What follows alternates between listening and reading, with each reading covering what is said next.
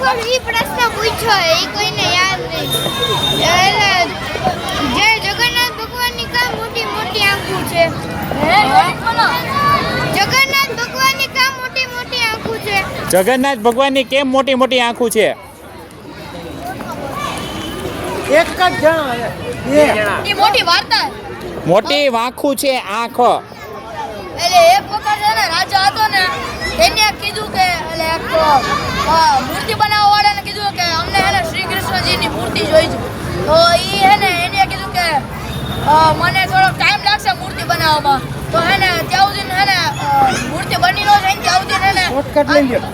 આ દરવાજો ખોલતો નહીં પણ હે ને રાજાએ વાત ન માંડી અને હે ને દરવાજો ખોલી નાખ્યો એટલે હે ને મૂર્તિ અડધી જ પડી આખી ન પડી એટલે તેની આંખો મોટી. હાલો કયો જવાબ દો. આ ભાઈ બોલાય. હાલો જવાબ દો. એક સાધુ હતો ને એને એમ કીધું કે હું મૂર્તિ બનાવું. પછી એને બનાવીને તો એને કીધું હતું કે આ કબાટ કોઈ ન ખોલતા, જે ખોલશે ને એનાથી આગળ નહીં મૂર્તિ બની શકે. એટલે રાજાને એમ થયું કે હાલો જોવા જાઉં.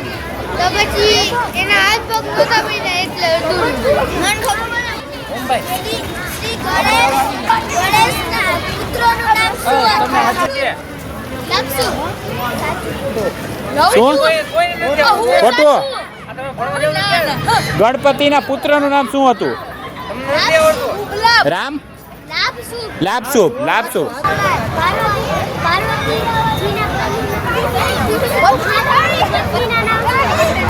મહાદેવ. રામાયણમાં રામજીના ક્યાં ભાઈ ઘાયલ થયા? હાલો બેસી જાઓ. હાલો.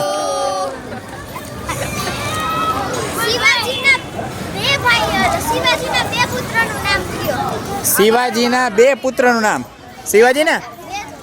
શિવાજીના બે પુત્રનું નામ. સંભાજી ભોસલે અને રામ રાજા ભોસલે. સરસ. હાલો પૂછો ખુશભાઈ, કોને પૂછો? હાલો. હનુમાનજીના પિતાનું નામ શું હતું? હનુમાનજીના પિતાનું નામ શું હતું? પૂછો, ગમે ને પૂછો.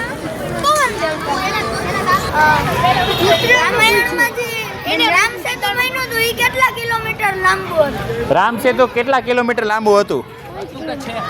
છે 18 કિલોમીટર.